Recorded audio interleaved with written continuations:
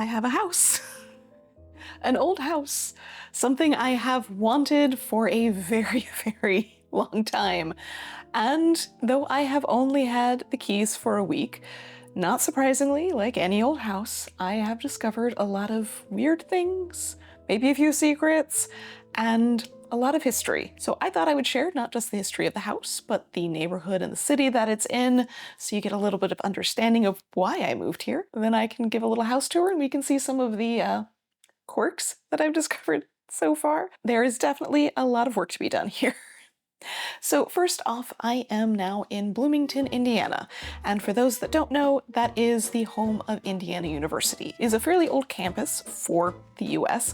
In fact, it was founded in 1820 as a seminary and was named Indiana University in 1838. Currently, the campus has around 50,000 students, some undergrad and some graduate. Because the campus dates back a couple centuries, there are some really gorgeous buildings on site.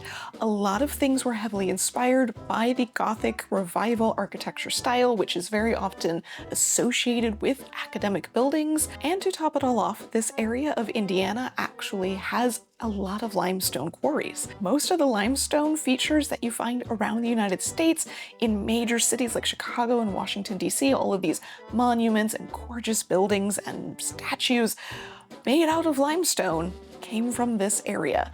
So it is no surprise that the campus is full of limestone-based architecture. And most of the buildings that are really notable were built between 1880 and around 1910. There are a lot of beautiful smaller features as well. I will eventually show more of campus in coming videos just because it is so beautiful and it has amazing examples of varying types of architecture. But I am just a few blocks away from campus in a really gorgeous area called Vinegar Hill. It was named after the apple orchard that used to be here and the smell that would come from the rotting fruit on the ground, which creates a very vinegar-like smell. The plots were mostly purchased in the 1920s.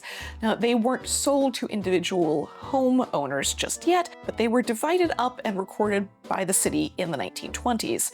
And they started building houses here as of 1926 and continued till around 1955. The styles in this neighborhood are also all over the place. Yes, there are the standard 1920s craftsman homes that you would expect from the Midwest, but there's also Spanish Colonial Revival, Tudor, and even Art Deco. One of the reasons for this is that most of the houses were built either for or by quarry owners in the area and master craftsmen. So basically this entire neighborhood is just a showing off of architectural styles from the first half of the 20th century and the great skill that it takes to make them. A lot of the owners over the decades of these houses have been professors. It is extremely close to campus, and that is the reason why I wanted to move into this neighborhood beyond just the beauty of the old houses. It means that I don't have to drive to campus every single day. I can walk to restaurants, I can walk to events, I can walk to class. And I am so excited to be able to start doing that. For those that don't live in the US, being able to walk to things outside of really big cities is very unusual. So I'm definitely going to be doing a lot more walking, in addition to the fact that I think I've doubled the amount of normal walking just going around my house and unpacking and cleaning and dealing with what needs to happen here to make it livable, which means I've been on my feet a lot, which is why I am so extremely happy that the sponsor for today is Vivea. If you've watched my videos on how to find shoes to fit your feet no matter what problems they have, you might recognize the brand Vivea. They are one of the brands that I recommend constantly to people because they have knit uppers. They are much more comfortable, able to fit a better range of foot proportions. They come in a variety of toe shapes and colors and styles. The very first shoe that I want to share with you is the Christina. It looks just like some of the sports sneakers of the 19th century to me, which I love that shape and style. And it comes with two different laces.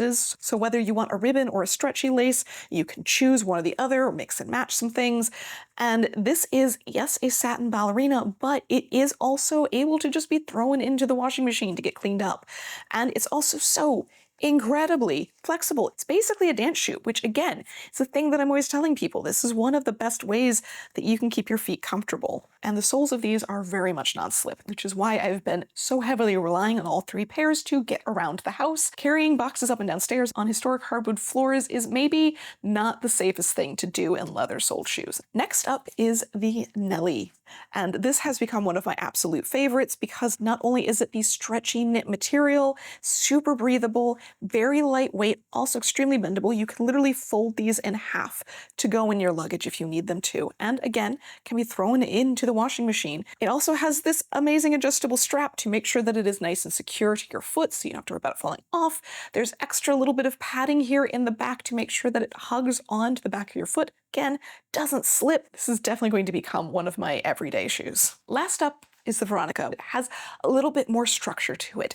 This is meant for those high intensity days where you're on your feet all day, and it actually has a separate cushioned insole inside with all sorts of extra work, and these are water repellent. So go check out Vivea. They have so many different styles and colors, and they're constantly coming out with new designs. If you go down and look in my description, I have links to all 3 of the styles that I showed today, and if you use the code 3NicoleR, you will get 12% off of your order for the first 3 days after this video is published, and 10% off after that for a full year after the video comes out. So go take a look. Thanks again to Vivea for sponsoring today's video and keeping me on my feet.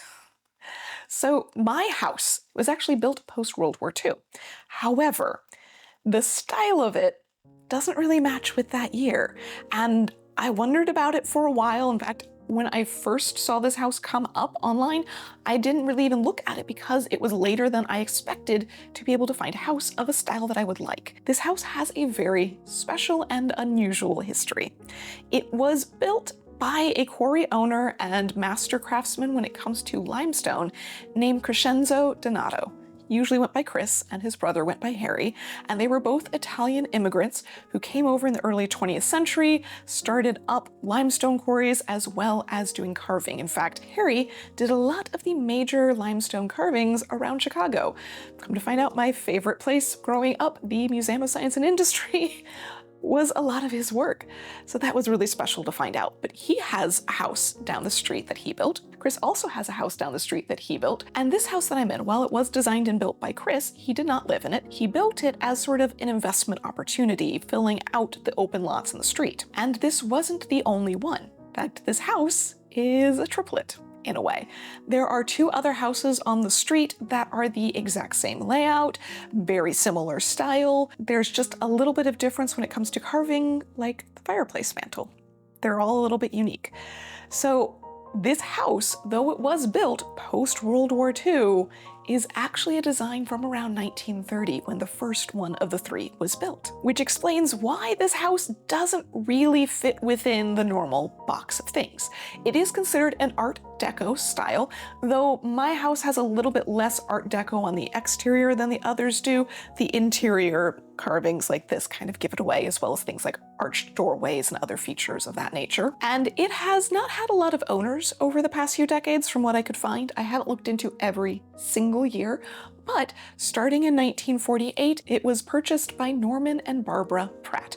Norman Pratt was a professor in the classics department at the university, something that will come up later, and Barbara Pratt, his wife, seemed to also do a lot of work at the university as well. I didn't find a ton about them except that Norman retired in 1973, and roughly around then, he and Barbara moved to Florida. This is notable because there are some updates to this house, as you will see. So there's the 1940s version of the house.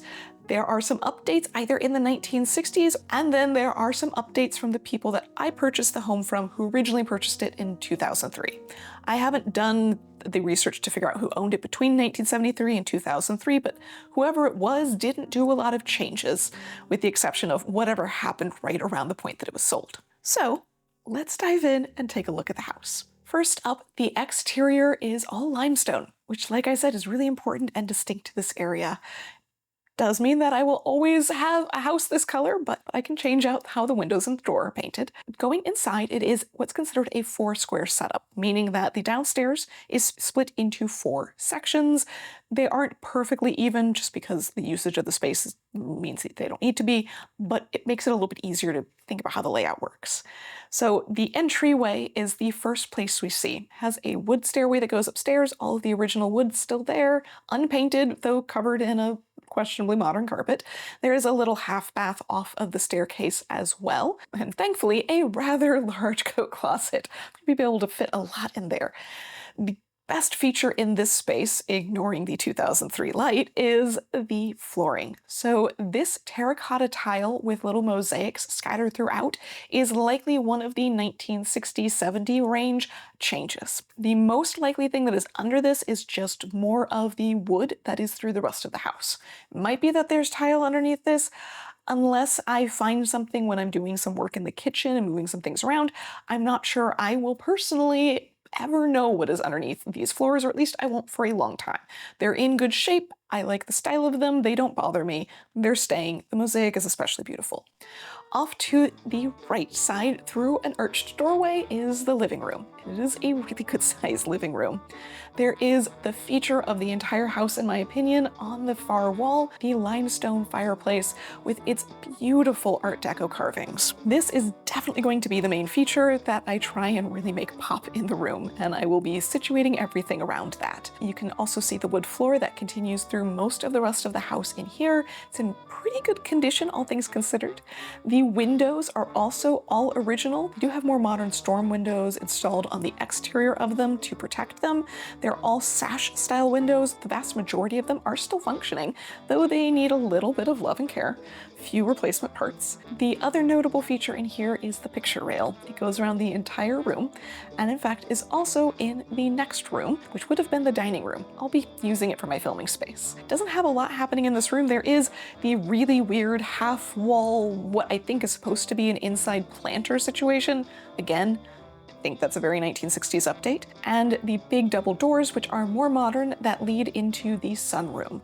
This is definitely a 1960s, 70s change, probably was some sort of porch or screened-in situation back here prior to that, but everything in there is just a little bit more recent.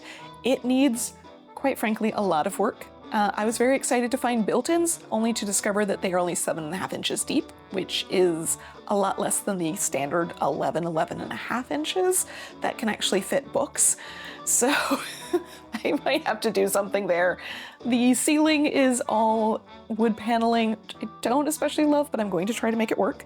The floor is also wood, and there are some weirder, more modern windows that I have to figure out in this room. So there's going to be a lot of effort put into this space to get it to what it needs to be, but it's going to be a heavily used area. Heading back through the dining room to the kitchen, one of the most amazing features of the house, you can see there, that is not just that all of my doors are original, and most of the handles and hinges and everything that goes with them is also original, but this is a bifold situation where the door of the kitchen actually folds in half so it can open fully and not hit that weird little half wall.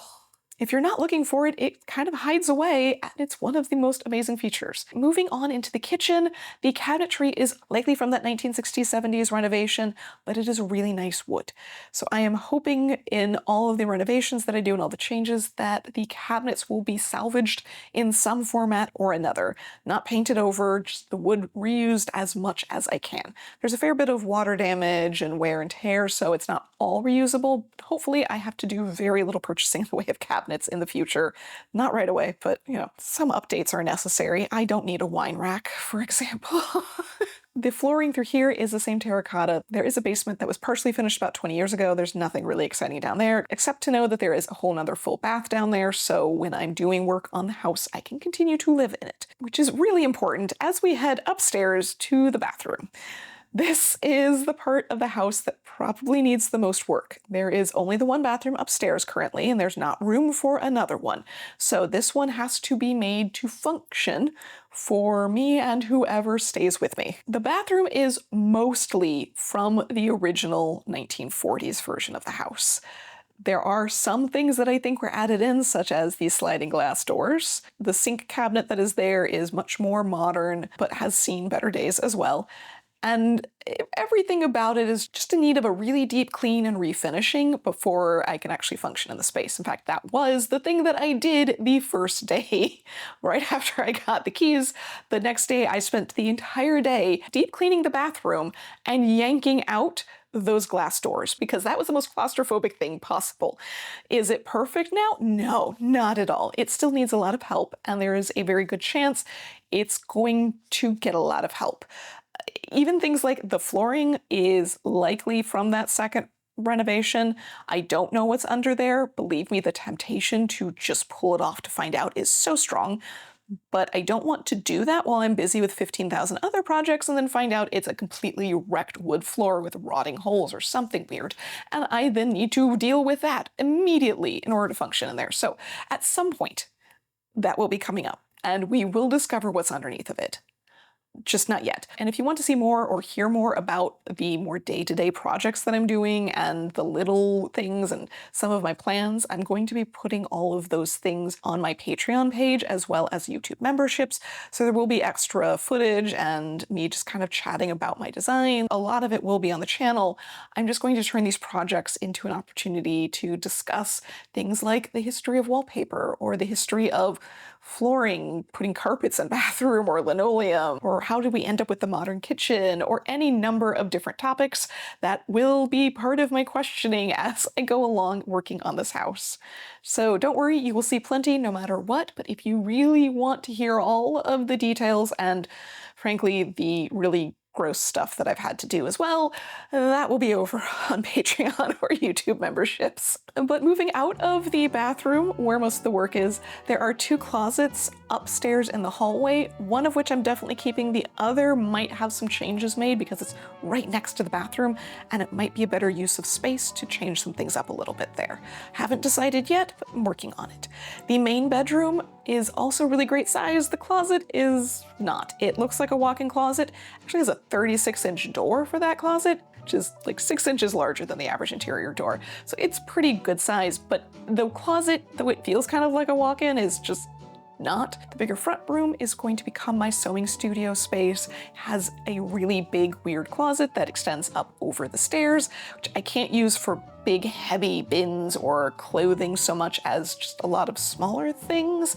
So that seemed like the best use of that space. And then the last room is going to be a guest bedroom slash extra closet space and dressing room and where all the antiques from the family go and who knows what else. I have so many plans for how this house is going to turn out, but I really want to make sure I'm bringing the Art Deco styling, the 1930s feel that was originally intended for this design back to the house. That means a lot of restoration, that means a lot of research, that means a lot of cleaning and stripping and sanding and painting and staining and so much else. Thankfully, I am pretty skilled in all of those things. Not so skilled in things like electrical and plumbing. I've already got people scheduled for that. Turns out you can just install a 3-prong outlet and pretend it's grounded, and they aren't. Fun stories. So I have to have everything dealt with around this house. And there's a lot more things to change, like all of the lights, and that doesn't even consider what I'm eventually going to have to do to the outside with the garden. I have both a backyard and a front yard, and currently a carport shed situation, which is kind of falling down. But regardless, point is there's a lot of work to be done. But that means I get to do so many special things to this house, and I get to share all of the really fun discoveries with you guys as we go along and learn about the history of houses from the late 19th through the early 20th century and how things got to be the way they are today. So with that in mind, I hope you will all follow along for what is bound to be a bit of an adventure. There's a deer in my carport. It's only like 8 o'clock at night. But like, ma'am, why are you here?